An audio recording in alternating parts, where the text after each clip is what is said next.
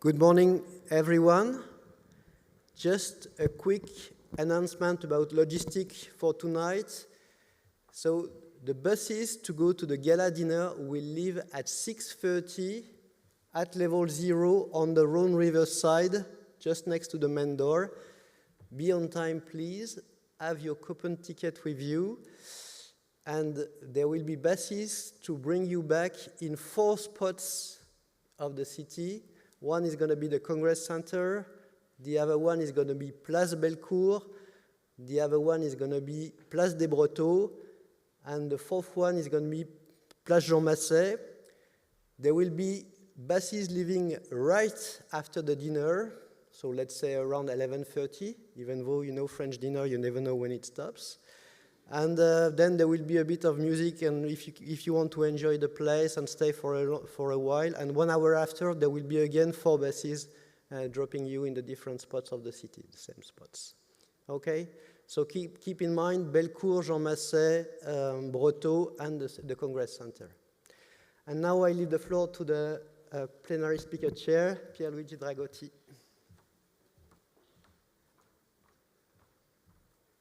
Thank you, Patrice. Good morning, everybody. I'm very pleased to be able to introduce the plenary speaker of today. It's Professor Yue M. Yue is a tenured professor at Harvard University. I like to insist on tenure because we tend to say that nobody gets tenured at Harvard. I think we have to change the sentence now. Unless you are Yue Lu, you don't get tenured at Harvard.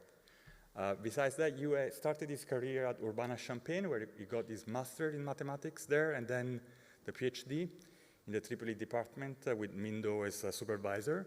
He then moved to EPFL as a postdoc, where he worked with Martin Vetterli.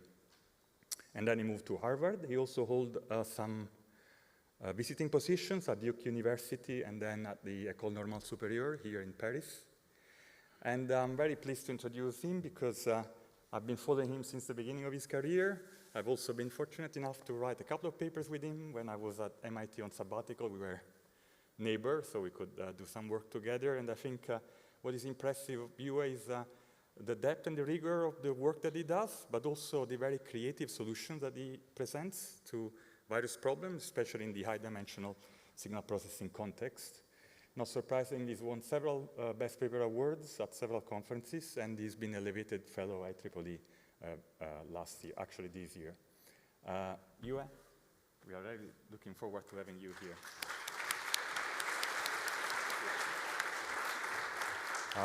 Thank you very much, Pierluigi, for the very kind introduction.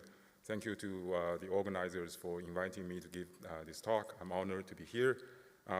Today I'm going to share some of our recent work in understanding the so-called universality phenomena in high-dimensional estimation and learning. First of all, what is universality? This word, universality, can mean very different things in different disciplines. For the context of this talk, we're going to use it to refer to the general observation that many large and complex systems can be globally equivalent, although they can be quite different in their detailed microscopic constructions. So I'm going to start with a very simple and familiar example of universality, which is the central limit theorem. So we're given a collection of IED random variables that are mean zero and have unit variance. Now, we all know that the summation of these n random variables with proper normalization will converge to a standard normal distribution as n grows. Now, this is a very simple example of universality because the limit on the right-hand side is insensitive to the actual probability distribution of these individual components. For example, these random variables can be discrete Rademacher random variables, or they can be continuous random variables. Now, in probability theory, there are other universal laws. For example, instead of looking at the summation of these random variables, we can also look at the maximum of these n random variables, and with proper shift and rescaling, then the maximum of n independent IED random variables will converge to one of the 3 so-called extreme value distributions. Now, the second example of universality I want to show you comes from random matrix theory, and this is a very simple experiment that we can all reproduce after the talk. So what we want to do is to construct an n by n random matrix whose entries are ID random variables. Again, our requirements are that these random variables are mean 0 and their variances are equal to 1. Now, you choose n to be reasonably large, for example, n equal to 1,000, and you construct this matrix on your computer and you compute the eigenvalues. Because this matrix is not symmetric, the eigenvalues are complex. So we're going to plot these eigenvalues on a two-dimensional complex plane, and this is what you would get.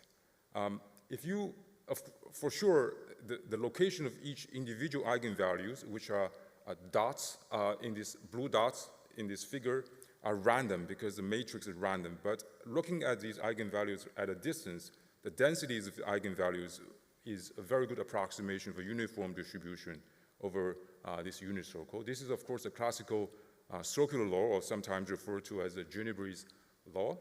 This is, again, a very simple example of universality because this limiting behavior is insensitive to the actual distribution of these random variables Aij. In your experiment, we could have chosen these random variables to be Gaussian, or we could have chosen these random variables to be Rademacher random variables. Mathematically, this particular universality phenomenon is very well understood. In this paper by Tao and Wu, it shows that indeed the densities of the eigenvalue of a matrix with independent entries converge to a uniform distribution over the unit circle as long as the first two moments, the first moment of Aij is equal to 0, the second moment, the variance is equal to 1. And then we have this kind of behavior, all right? But what I want to emphasize is that the universality phenomenon itself is much more general or robust than what existing theory can guarantee. A very important question is whether randomness is really important here. What if we have a fully deterministic matrix, right? So we're going to do a second experiment. Again, this is something that we can easily reproduce by ourselves on a computer. So what if we fill or populate the matrix A with digits of pi? So we are going to build an n by n matrix, so we need n squared numbers. So we're just going to use the first n squared digits of pi. So specifically what I mean is if we want to build a 3 by 3 matrix, then the first row is 314, so on and so forth, right? Of course, you choose n, again, reasonably large, 1,000, and this is what you would get. You get the same picture. Of course, the exact location of these eigenvalues are random. In this case, deterministic. They are not the same as the location of the figure on the left, but the global density of these eigenvalues are universal. Again, you have a uniform distribution over this unit circle. Mathematically, explaining this particular universality phenomenon is still open. It has to do with whether the number pi is so-called a normal number or not. Pi is nothing special. You could have tried e or square root of 2. You would have the similar picture. So understanding the universality phenomenon of fully deterministic systems are much more challenging.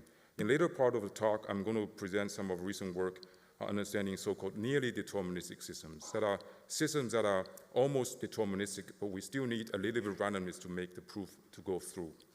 A little bit of history. So there is a long history in observing or studying universality, and one of the earliest success story of universality comes from nuclear physics. So in the figure that I showed you, these are experimental results of resonant frequencies of certain heavy nuclei. What we need to focus on are the location of the peaks. So these are the so-called resonant frequencies of these nuclei. We call them E1, E2, up to E of n. You have n such peaks. Physicists wanted to understand the relative distribution of these peaks. In particular, they want to understand the spacing between two neighboring peaks. So your xy is the distance between the ith peak and I plus 1th peak. Okay? They want to understand how the spacings are statistically distributed. They tend to be very close to each other. That means we have a higher density of small spacings, or vice versa. So this was a very important question in the 1940s and the 50s. We want to understand the probability distribution or the histogram of the spacing distributions. But for a long while, it is very difficult to understand this from a theoretical point of view. other than experimental results. And that changed in 1956 with Wigner, who proposed this classical Wigner's distribution, or Wigner's surmise. And what I showed you here, P of x is the distribution proposed by Wigner. He claimed that this is a very good approximation of the actual distribution of the spacing between neighboring peaks of these resonant frequencies. Okay? And then you can see in the figure that Wigner's distribution is a very good has a very good match with the experimental data. So Wigner's idea, he has two main ideas in his underlying his distribution. The first idea is universality. It was known that the peak's location or the resonant frequencies are the eigenvalues of certain permission operator. The challenge is that the construction of this operator depends on the nitty-gritty details of the atom structure. So unless we're studying very simple atoms, it's impossible to construct in detail the operator. But Wigner says that because it's a very large and complex system, then there must be universality. What if we replace the operator by a large matrix, Hermitian matrix, with random entries, which are supposed to get the same answer? This is the universality idea, and this is what he started to work towards this distribution. And the actual distribution was derived by Gordon and Dyson, because this is not a simple problem, because we are studying a large random matrix and we want to study the distribution of the distance between neighboring eigenvalues. It's pretty challenging in itself. But what Wigner did, and this is the second ingredient of Wigner's distribution, which is, to me, is even more impressive, is the following. Instead of studying a large random matrix, he considered a 2x2 matrix, a 2x2 matrix with Gaussian entries. The reason we study 2x2 matrix is we have closed-form formulas for the eigenvalue. So we look at the two eigenvalues and look at the distance between the two eigenvalues. And after some very simple change of variables, the problem boils down to studying the following. You have a random point on a two-dimensional plane. The x and y coordinates of that random point are two independent Gaussian random variables. And we want to study the distribution of the distance from this point to the origin. So this is just a chi distribution with 2 degrees of freedom. And this is the origin of Wigner's surmise. Okay, it's a very nice, a very simple calculation. And what is amazing is that this is a very good approximation to the actual Gordon-Dyson distribution, which has to do with the spacing distribution of large random matrices. Okay, all right. Now, universality also has been observed in signal processing. So I'm going to give a few examples. The first example is the phase retrieval problem. So what we want to construct is a vector Kasai that represents an image, and then we're going to take linear measurements of Kasai, multiply Kasai by a matrix A, and we get A times Kasai. Now, phase retrieval problem adds a simple twist. Instead of observing A times Kasai directly, we observe A times Kasai at magnitude squared. So what I mean here is that if you have a -3 in the linear measurement, what you actually observe is 9. That means you take -3 squared. What we have lost are the ±1 sign information, or in the general complex value case, we have lost the phase information. That's why the problem is called phase retrieval. Now, this problem initially arose in imaging problems such as X-ray crystallography, but problems with similar mathematical structure also arise in blind deconvolution, channel estimation, and so on. So once we have this problem formulation, it's very natural to ask the following questions. What are the fundamental limits in terms of sample complexity? So how many samples that we need to take so that we can reconstruct Kasai perfectly, or in a high-dimensional case, we can reconstruct Kasai with some correlation, so that is non-trivial reconstruction Kasai. The second type of question is computation. What are the efficient convex or non-convex optimization algorithms that we can use to reconstruct Kasai or estimate Kasai with some sort of performance guarantees? So all of these questions have been a very active line of research in the past 10 or 15 years. In some sense, all of these questions have been successfully addressed. If we get to make statistical assumptions on the sensing matrix. A typical type of assumption is that the entries of A are RID Gaussian or sub-Gaussian random variables. This is a very convenient assumption, but they are also quite far from the reality of imaging setup because A is a sensing matrix of an actual imaging system. So next, I'm going to give you an example of sensing matrix A that is closer to what people use in practice. It's a better approximation of the real sensing matrix.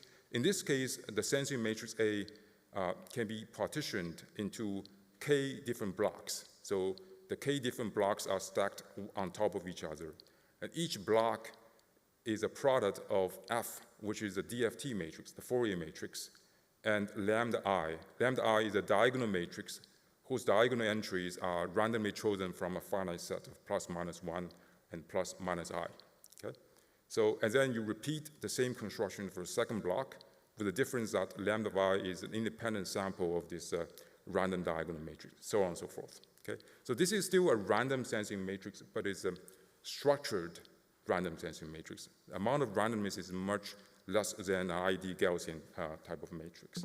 And this type of matrix models the so-called coded diffraction pattern sensing setup, where we have the sample at the bottom of this figure.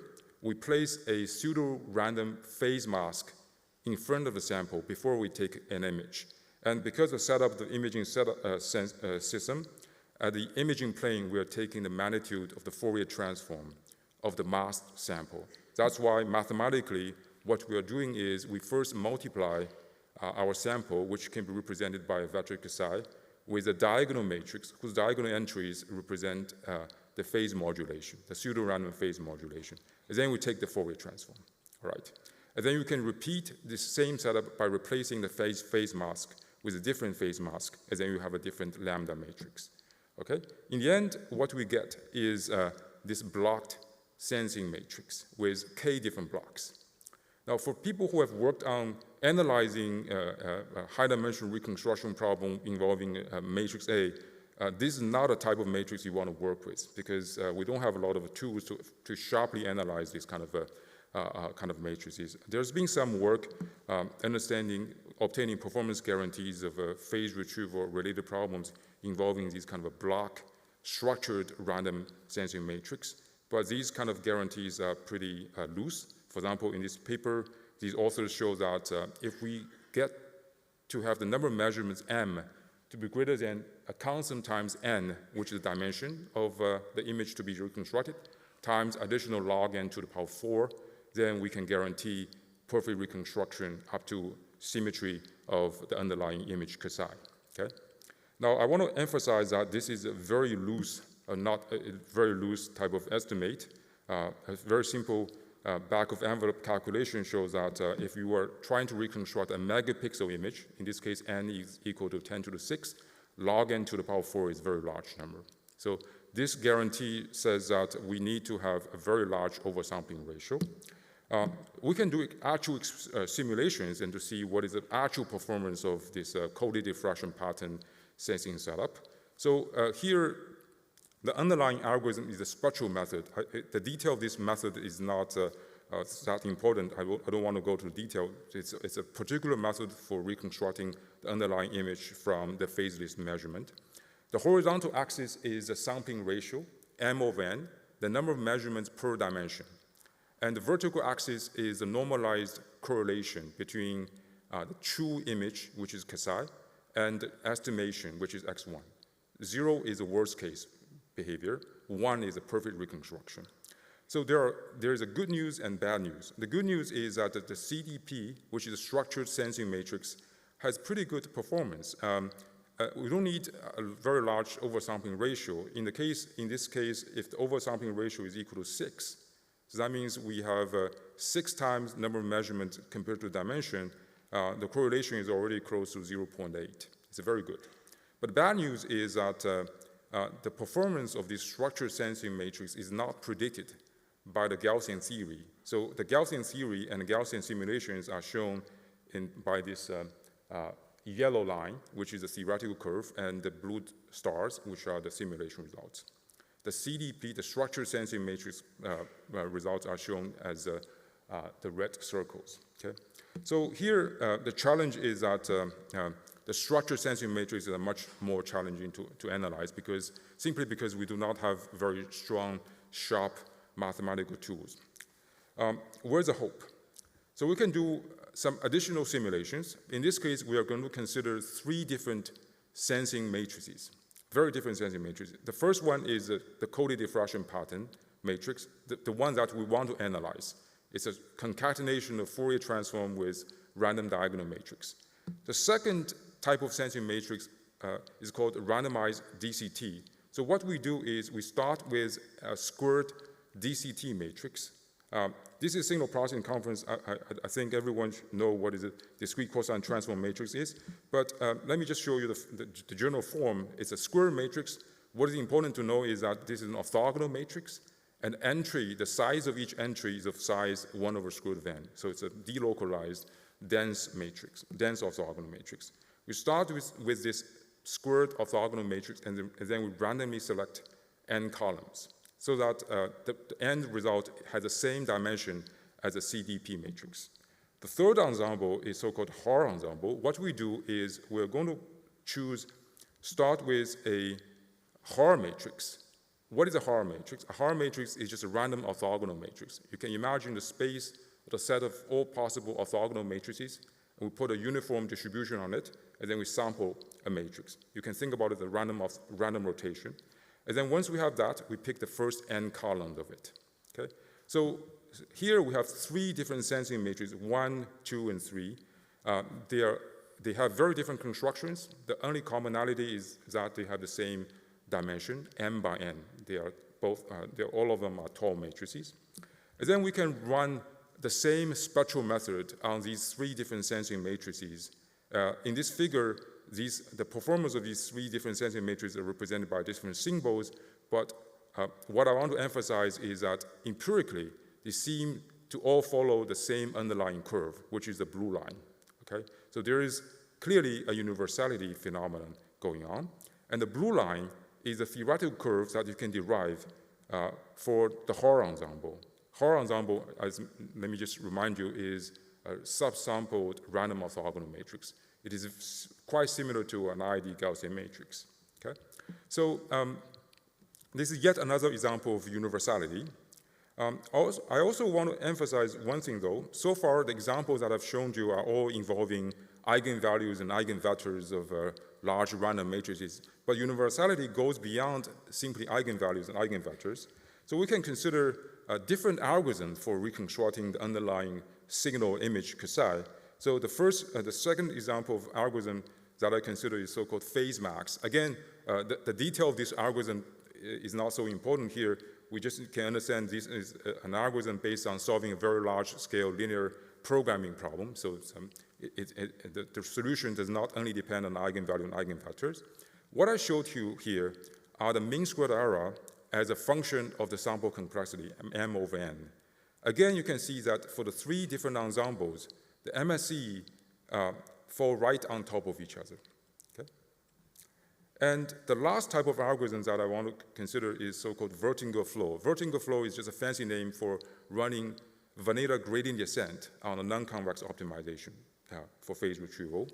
And in the figure at the bottom, what we show is a mean squared error as a function of the iteration. So per every iteration of the vertical flow or gradient descent, these 3 ensembles have the same performance empirically. So very strong empirical evidence to show universality. Of course, there are many other observations of universality. A very familiar example is in compressed sensing. So here we want to reconstruct a high-dimensional sparse vector from undersampled linear measurement. The sensing matrix is given by X, and then a classical estimator is BP, basis pursuit. We observe we respect the linear measurement, and then within this set, we want to find the solution with a minimum L1 norm. It is well known that there's a phase transition phenomena depending on the sampling ratio and the sparsity level of your underlying signal. The black line is the boundary between the success region of the BP and the failure region of BP. Okay? And this line was the classical Donoghue and Tanner phase transition line, initially derived based on assumptions that the sensing matrix has RID Gaussian entries. But very soon, people started to observe and realize that this type of phase transition is universal. There are even papers documenting a very large collection of pseudo-random or even fully deterministic matrices following the same line. So they have done very careful numerical studies to show that as you increase the dimension, the match between the empirical result and the theoretical curve is getting better and better. Okay? It's a universal behavior. And I also want to quickly go through some other example of universality in machine learning, in randomized sketching, also in communication systems, particularly in the study of the channel capacity. The channel matrix has a lot of universality phenomena. Okay? So I want to, before I talk about our own work on understanding universality, I want to make an argument for why it is important to study universality. Of course, it's a very interesting set of mathematical problems, but there are also consequences for practitioners. Suppose you want to study a given system A in your own problem. For example, you want to study the performance of phase retrieval involving coded diffraction pattern matrix. It's a structured Fourier times random diagonal matrix. But it is very difficult to analyze because we do not have strong enough tools, mathematical tools. But if you can somehow prove A is in the same universality class of B and C, and B can be, for example, the Haar ensemble, and C can be the randomized DCT ensemble, then you can study system B instead, which is much simpler. The Haar ensemble has a lot of rotational symmetry. They are essentially like Gaussian. So we can analyze B with understanding that whatever property we can derive from B can be carried over to A due to universality. Okay? So in this sense, this is universality is a true blessing of dimensionality. It's a blessing of dimensionality because you do not get to see this kind of equivalence behavior if you are working with a 3-dimensional system, 10-dimensional system. But if you start to work on high-dimensional systems, like 1,000-dimensional systems, then you get to play these kind of games. All right. So, so in this talk, I'm going to tell you 3 short stories that I call vignettes of our own understanding of universality. The first one is a random feature regression. The second one is the nonlinear random matrices. The third one is estimation involving nearly deterministic systems. So I'm going to focus on the first one, random feature regression. The simple message is that in many cases, universality boils down to matching the first 2 moments. Okay. This is joint work with my former student Osama Difala and Hong Hu. The detail of what I present can be found in these 2 papers. First, some background. We're going to consider a very simple supervised binary classification problem. So we're given a collection of data points, the red and the blue dots, and want to classify them into red and blue, okay, binary classification. The challenge of this classification in original input space or image space is that these 2 classes might not be linearly separable. A common strategy is to apply a feature map, which we call T, to map the original data, x of I, into the feature space, which I call A of I. The feature vector is A of I, with the hope that in the feature space, the 2 classes are linearly separable. If that is the case, I can just try to find the separating hyperplane that can be parametrized by a single vector. The way we find the vector W is to solve empirical minimization problem, where L is a loss function. You can consider different type of loss, square loss, logistic loss, and so on and so forth. A special case is a logistic regression. Okay. Now, a very popular way of doing the feature map, transforming the raw data, the image to the feature vector, is to use a neural network. So the input to the neural network is the raw data, x of I. The output is the feature vector, A of I. Okay. But we're going to consider an idealized version, a toy model of this this feature map, so-called random feature map. The random feature map is, again, using a neural network to transform a raw data into a feature vector. And here, F is the weight matrix in one layer of the neural network. And sigma is an entry-wise nonlinear transformation. For example, we can use ReLU. But the random feature model is a very special model in the sense that we randomly initialize the weight matrix F.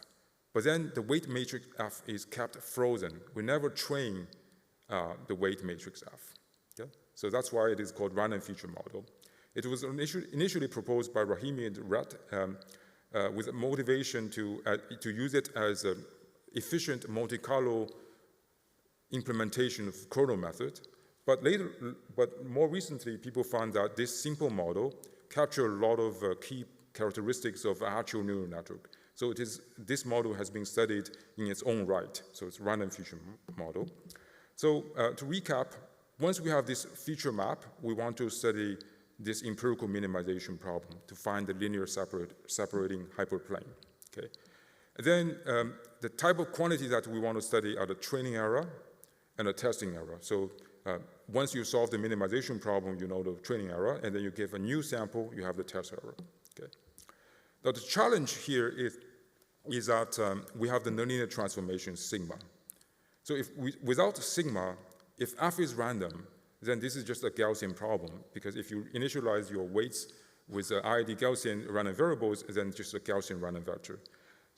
But adding sigma, then you are coupling different entries of this feature vector, and these are not Gaussian random variables anymore. So the challenge is the existing tools that are developed for Gaussian or rotational invariant models are no longer applicable.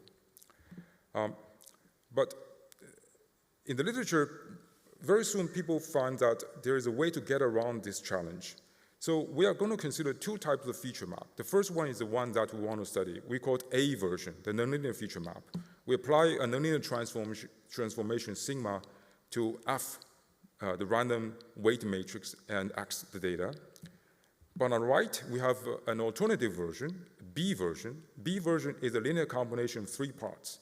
Mu0, mu1, mu2 are scalars that you choose later. The first one is mu0 times O1, and the second component is mu1 times F times X.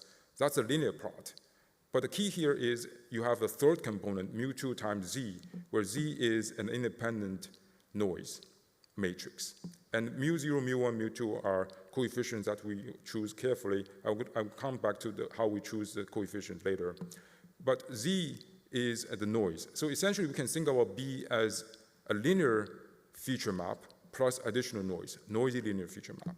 Okay. Then for the A version and B version, we can consider the training error and the testing error. Now, what has been observed in the literature was the following equivalence. It's a folklore type of conjecture. For all generic F and all reasonable nonlinear transformation, the training error and the testing error of the A version and B version are equivalent if you work on high-dimensional problems, when P, the number of neurons, is large. Okay? It has been observed and exploited in quite a lot of papers in recent years, and I want to just show you some simulation results. If we focus on the figure on the right, the nonlinear transformation is Tench, and optimization problem is the logistic regression. And the symbols, the orange circles are the results of the nonlinear feature model, the A version. And the black axes are the result for the B version, the noisy linear version. You can see in this case, they fall right on top of each other. So numerically, they seem to be indeed equivalent. Okay? This is also a very useful property to have because the B version is linear. If you have Gaussian to start with, and you still have a Gaussian type of system, then indeed this is something that we can exploit. With my former student, Osama Difallah, we studied the B version, which is much simpler. It's a Gaussian system, and we use some standard Gaussian comparison inequality to show that the B version, the training error and the testing error, as the dimension becomes large, converge to well-defined limits. So the actual limits can be characterized by solving fixed point equations, but I don't need to show these actual details.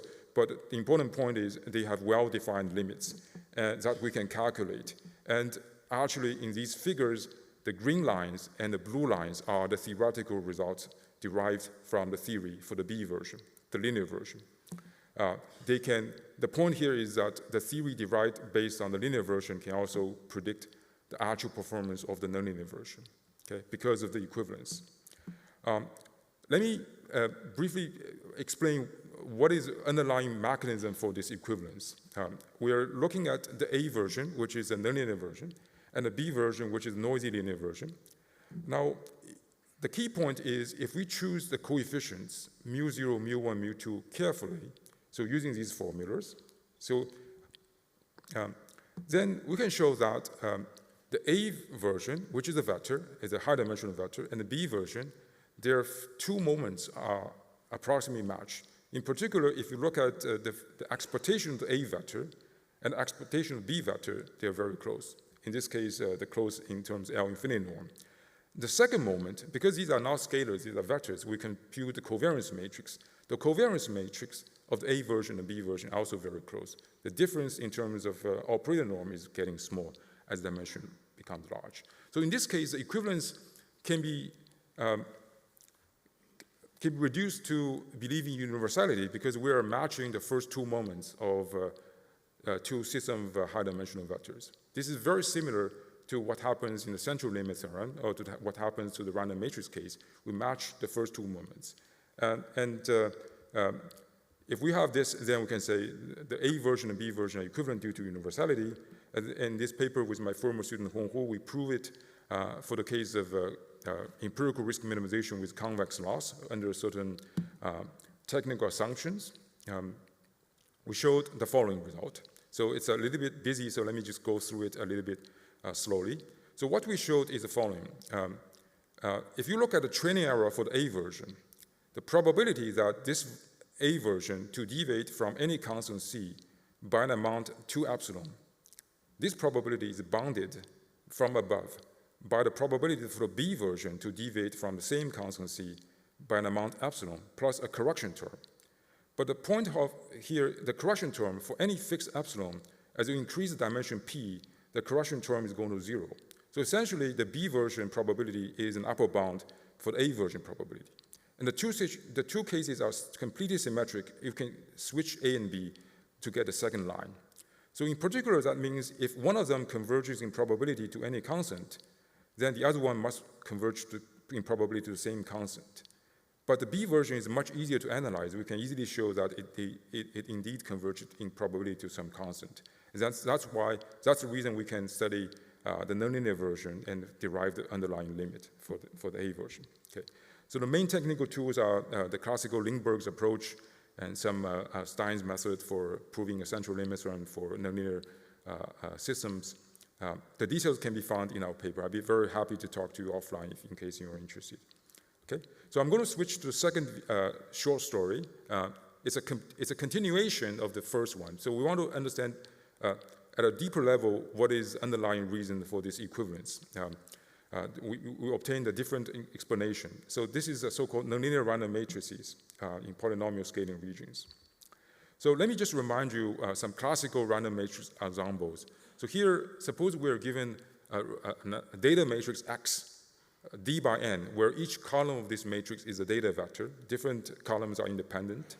If you look at X times X transpose, which is the empirical covariance matrix, as the dimension becomes large in a proportional way, then the density of the eigenvalue of this empirical covariance matrix will converge to well-defined limits known as Marchenko-Pastor law. Okay? There are also a non-symmetric version of it where you look at the product of two independent random matrices F and X. Okay? But what we want to consider are nonlinear versions of such matrices where we apply sigma. Sigma can be any one-dimensional nonlinearity that you apply to each entry of these matrices. Okay? And the random feature model is a special case, but you can consider even symmetric version or a more general version of the matrix, and then you apply nonlinear entry. Okay? Now, this kind of nonlinear random matrices appear in several applications. We've mentioned random feature models. They also appear in kernel methods, where sigma is the kernel function. In nonlinear matrix factorization, if you want to matrix factorization, but the observation model has some additional nonlinearity, or in robust statistics, where you want to apply an entry-wise shrinkage of empirical covariance matrix. Okay? A large number of possible applications.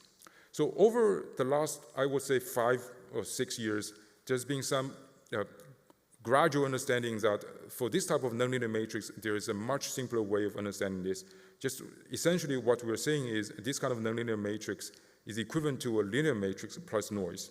Specifically, if you're dealing with this A matrix, which is a sigma applied to the covariance matrix, then we can consider a B version, which is a linear combination of an O1 matrix and a linear part, the sample covariance matrix, plus an independent noise matrix.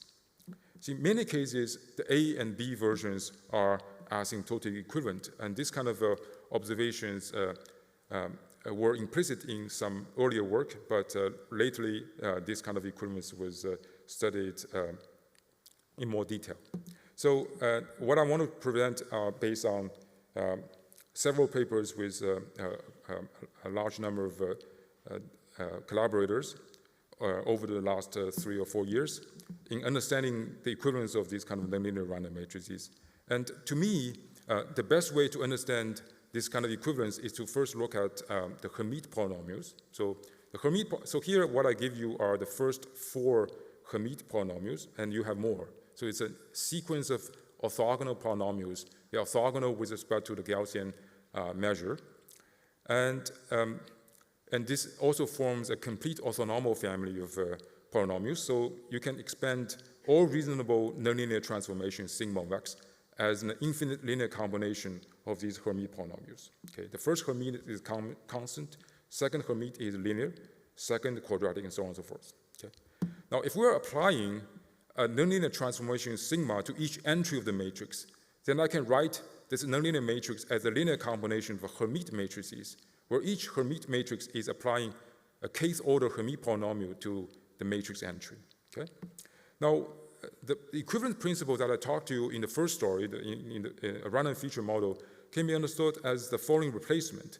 If you have the A version here above as a linear combination of the Hermite, what I do in getting the B version, equivalent version, is to keep the first 2 Hermite, the constant part, and H1, the linear part.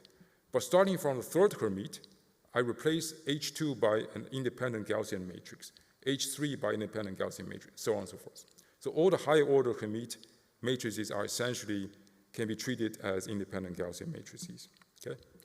And in this paper with my collaborator HDL, we considered a more general version. What if I have, instead of linear scaling, the number of data points scales as a polynomial in D. D is the dimension of these vectors, and L here is an integer.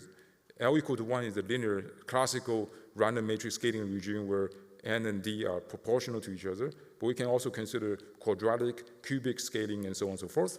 And it turns out there is a very general equivalence principle. If you have the A version written as a linear combination of Hermite polynomials, then if you look based on the L, if L is equal to 2, for example, then you can say the first 2 components of the Hermite matrices are essentially low-rank components that can be ignored. But starting from HL, it becomes a Wishart matrix. That's the linear part. But all the higher order components are independent noise matrices. They are just independent GOE matrices. Okay? That can be combined into a single noise matrix. So this is a fairly general type of equivalence principle. And then as a simple application, we can use this to characterize the performance of kernel-rich regression. And I don't want to go to the actual detail of this part, but I want to just show you the figure on the top left. So what I showed you here is the test error, how much we learn by using kernel method as a function of how many data we have compared to the dimension. Okay? And the horizontal axis is in log scale, log n over log d. So if you are around 1, that means you are in the linear regime. If you are around 2, then the number of data points is quadratic in the dimension. 3, then cubic. Then you can see a clear staircase phenomena. As if you only have a linear amount of data, then you can only achieve this kind of test error. But to get a drastic improvement, you have to go to quadratic amount of data, cubic amount of data. Every time you improve your scaling, then you get a big gain in terms of what you learn in the data. Okay? So the details can be found in these papers. I'd be happy to chat with you offline, because I want to move on to the third part. The third short story, and this story is independent, it is not related to the first two stories, so we can start afresh. So this is about high-dimensional estimation where the underlying system is nearly deterministic. We don't want to use a lot of randomness, because that is the case in practice. In practice, we're dealing with deterministic systems. Okay? So this work is based on my joint work with my collaborator, Shubho Sen, and our former postdoc, Rishabh Dudeja. It's based on these two papers. The details can be found in these two papers. The starting point is this conjecture. For a long while, I was bothered by this conjecture because it's something that we believe it is true, but it's very hard to even formalize it.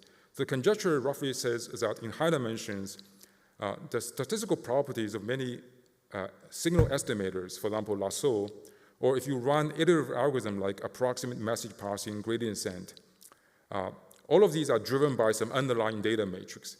Then the conjecture says that the performance of these algorithms only depend on the singular value of the underlying matrix. The singular vectors are irrelevant as long as they are sufficiently generic.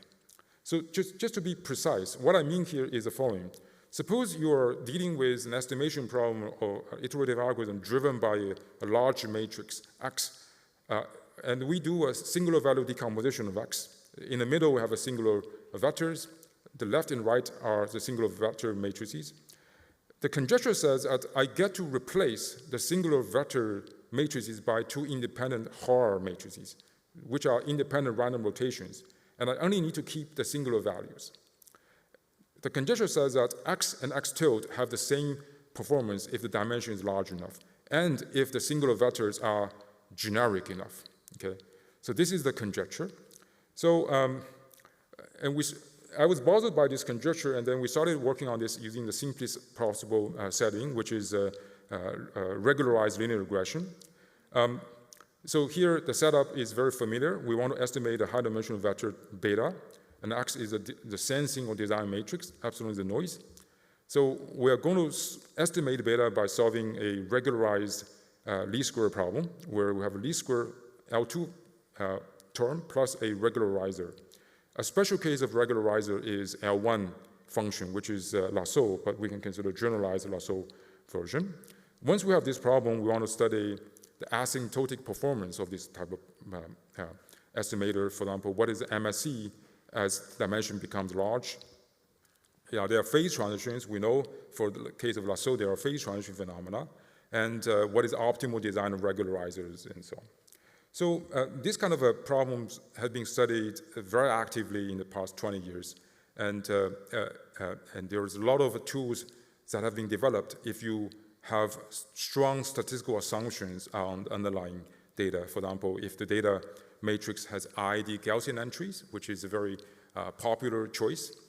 More recently, the field has been gradually moving on to a slightly larger family of matrices, so-called invariant ensembles. In this case, we assume X, the sensing matrix, once you have done a singular value decomposition, you keep the singular values, and the singular vectors are two independent Haar matrices. You can show that the IID Gaussian matrix is a special case of this invariant ensemble. And these kind of assumptions are very convenient because there is no shortage of very powerful and mature tools for handling high-dimensional estimation problems if your matrices are Gaussian or invariant, starting from replica methods from statistical physics or more rigorous methods like comparison inequalities, leave-one-out analysis, approximate message passing, and so on and so forth. So in some sense, if you get to work on these kind of random matrices, essentially the problem is very doable. You just need to understand a few of these tools. Okay? But there are other matrices that are way beyond what these kind of tools can handle. For example, this matrix, which I call a spike and sign matrix, as an extreme case, this matrix has two blocks. The first block is identity matrix. The second block is a DCT matrix. Okay? In dictionary learning, this is called spiking sign because the first part of the columns of this matrix are spikes. The second part, the columns are sinusoidal signals, DCTs. Okay. Now, in general, Q can be any delocalized orthogonal matrix. Okay. The conjecture, at the beginning of this short story, I said there's a conjecture. The conjecture says that the performance of running an estimation on this matrix is equivalent if I keep the singular values, which are all equal to 1 in this case, but replace the singular vectors by two independent Hara matrices. The second example is commonly used in high-dimensional dimension reduction, so-called sketching matrix. So here, Q of n is a Hardeman matrix. It's essentially a real-value version of a Fourier transform, and P is a random permutation. You randomly permute a Hardeman matrix, followed by a diagonal selection. So you can think about it as a randomized choice of a few rows of a Hardeman matrix. The conjecture says that if you keep the singular values, lambda, you can replace the singular vectors by two independent Hars. Okay. But this has been conjectures, but we started doing some simulations. In this case, we consider 6 different matrices that can be grouped into 2 parts. The first part has the same singular values. The second part has a different set of singular values. And in this figure, what I showed you is the mean squared error as a function of certain parameters of this L1 minimization problem. And the point of this figure is to show that for matrices with the same singular values, although they can have very different construction, they have essentially the same MSE. Okay? Now, the second type of figure is to show that the universality is not only limited to these kind of scalar measurements. Once we have estimated the vector, which we call beta hat, it's going to be a high-dimensional vector. We look at the histogram, or so-called empirical measure of this high-dimensional vector. For all matrices with the same set of singular values, the empirical measure of the reconstruction are identical. And the column on the right correspond to matrices, a different set of matrices with a different set of singular values. Among them, they have the same empirical measures, but they differ from the first group because the singular values are different. Okay? And then the last experiment I showed running dynamics, meaning running an algorithm for solving this estimation problem. For every iteration, the MSE for different type of matrices have the same performance as long as the singular values are the same. So these are just a simulation result to show that this conjecture can indeed be valid. Okay? Now there's been a lot of this. We're not the first to observe this kind of universality. There's been a lot of work, papers documenting this phenomena, and with a large list of matrices that are shown to be universal empirically.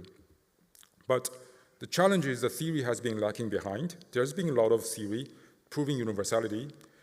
The first group is called Gaussian universality. Essentially, the story is to say that if you have a matrix with IID entries, then essentially want to show it is equivalent to IID Gaussian.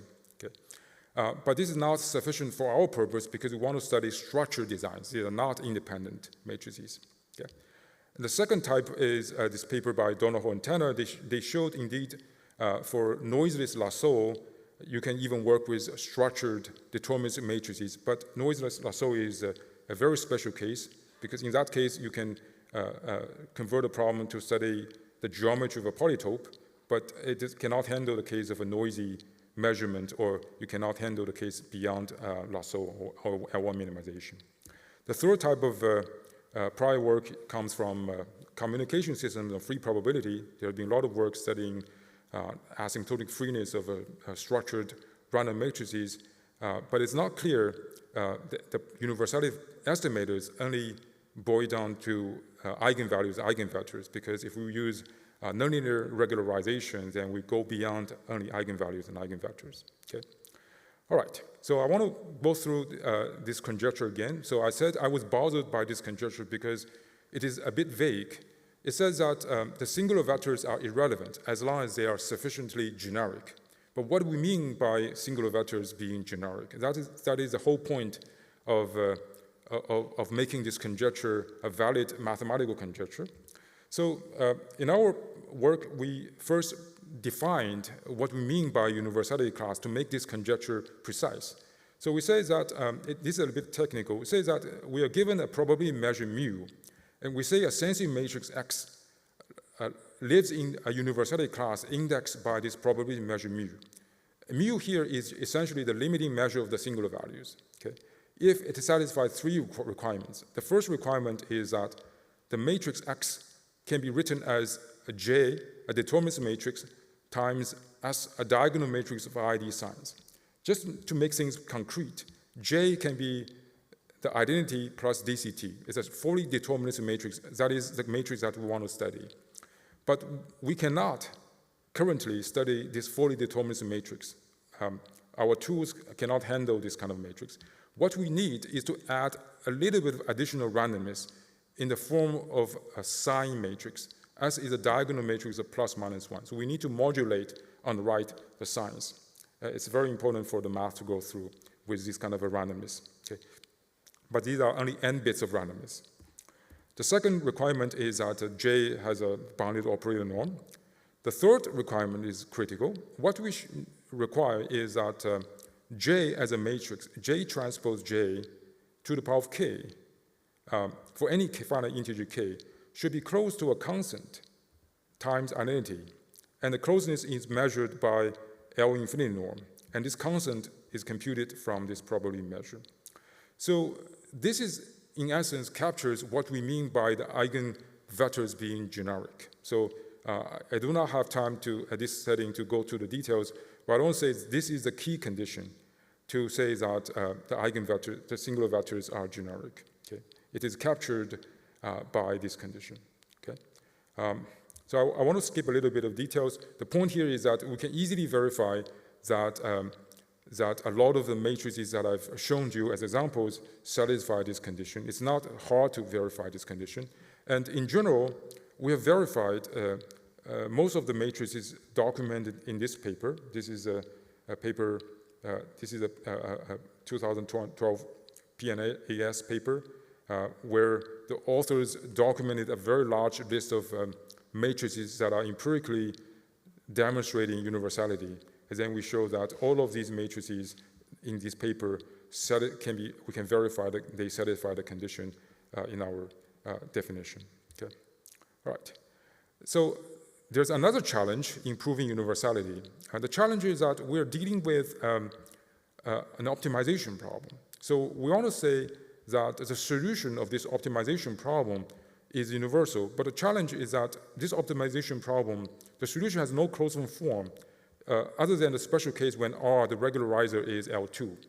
If you use Lasso, then there's no closed form formula for the optimal solution. So the approach that we took is a dynamical approach. Instead of directly studying the final optimization result, we study an algorithm. In particular, we study the proximal gradient method for solving this optimization problem. And this is the iteration scheme of this proximal gradient descent algorithm. What is nice is that this proximal gradient descent algorithm has a very structured form. It has a matrix multiplication followed by entry-wise nonlinear transformation. Okay? And what we showed are essentially universality for every step of this proximal gradient descent algorithm. And then once you can establish universality for every step, and if the original optimization problem has some strong convexity, we can carry over the universality to the final result. And this is indeed what we showed in our paper. We showed this is the final statement. Suppose we have two independent sensing matrices from the same universality class that we defined.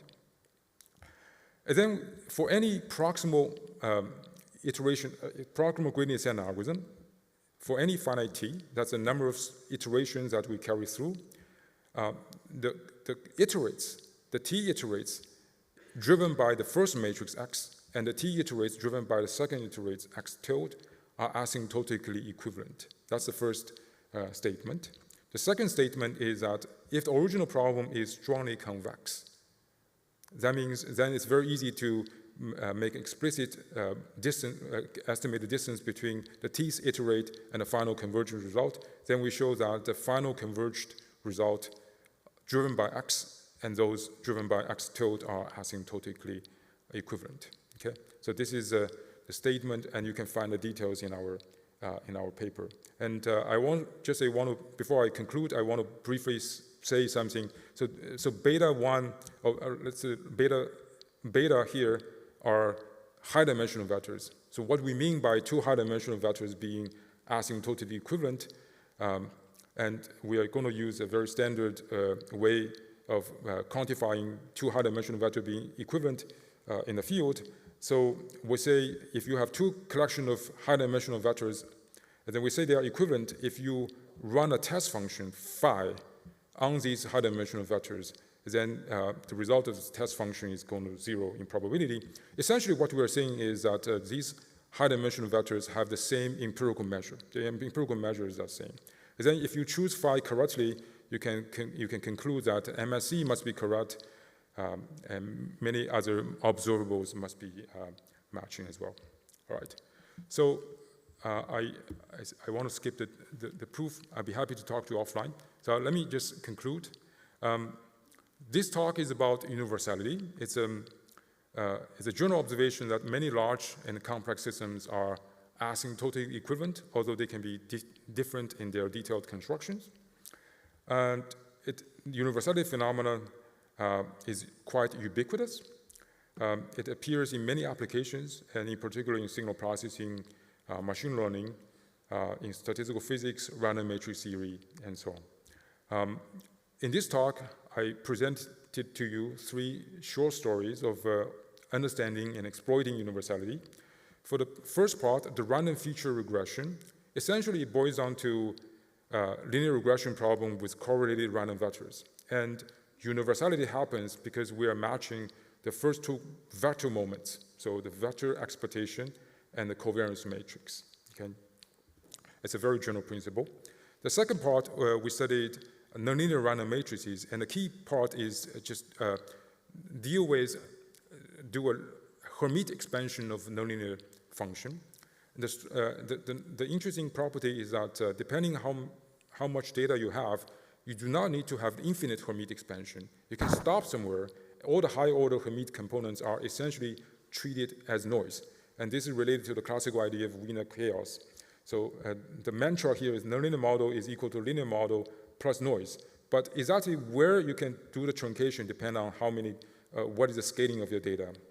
The third component is universality of nearly determined systems.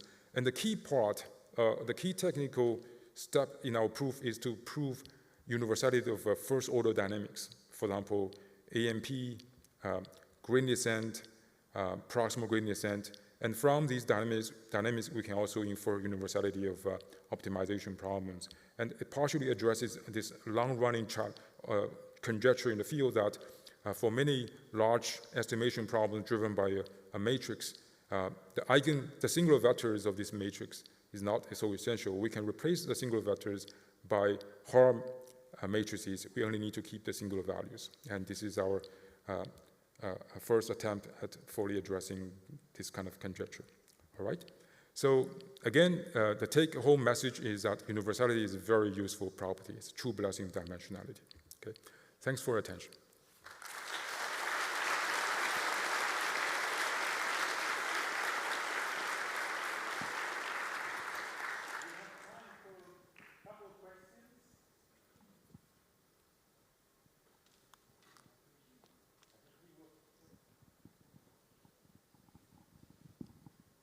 Thanks for the talks. I just have a question. Did you try to link your result on universality to the Le Cam theory of convergence of experiments? Because I saw some similarity. So, in the Le Cam theory, a statistical experiment, it can be shown that asymptotically any statistical experiment is asymptotically equivalent to a Gaussian experiment with a given mean and a given covariance. So this is quite general framework that can be linked to this. I didn't hear the first part. I only heard that the result of any statistical experiment can be equivalent to an experiment involving a Gaussian with the same mean variance. Is that what No. you're saying? I mean, in the Lucam theory, you can show that a statistical experiment, so a statistical model, is asymptotically equivalent to a Gaussian model with a mean and a covariate that is linked to the original. Yes, that's generally true. Universality. This is how Wigner says. You are studying a large operator, and then you say, let's just replace it by a Hermitian Gaussian matrix. But the challenge is the details. For any given problem, you want to first know what is the equivalent model. So in many cases, we know what is the B version, but in many, to me, the real interesting part is know for a new problem, what is the simpler equivalent B version. Okay, that's a challenge. Second challenge is prove it. For many cases, these are actually quite challenging to prove the equivalence. Yeah. There are still a lot of open problems in this field.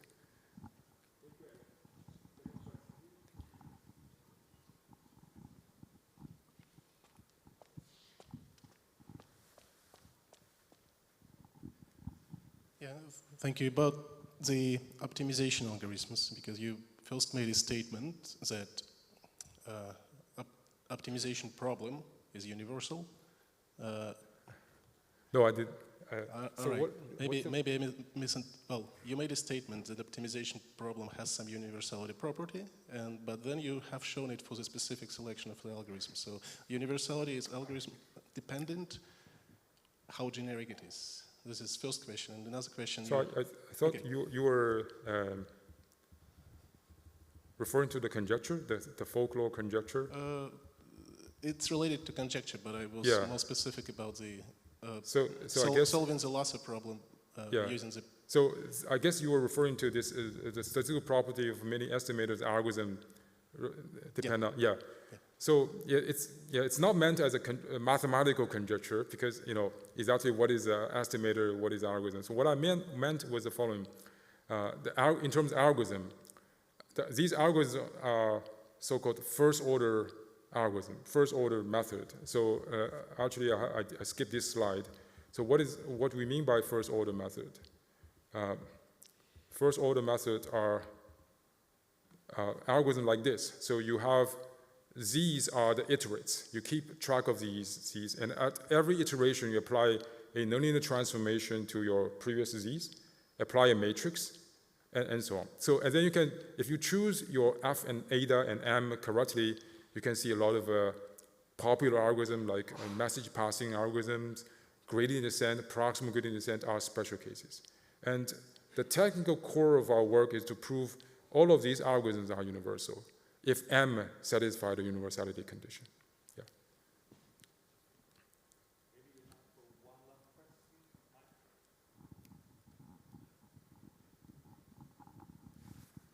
Hi, thanks for an excellent talk. Maybe you could share your thoughts. You've talked about the analysis of systems being universal, but do you have any thoughts on how, assuming the conjecture is true, we can use universality as a design tool in signal processing? Yeah, so thank you for this excellent question.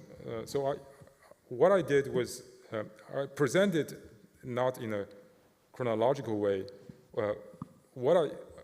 My initial interest in universality was really just to exploit without proving it. In particular, in the case of phase retrieval, because the first time I saw this type of behavior, I was attending a conference in Cages, and this picture was a picture of Cages. I was doing simulation on CDP, and I saw it matches with HAR. Okay, I first saw this curve, and then I thought it's great because then you can study the blue curve, which is you can derive from free probability.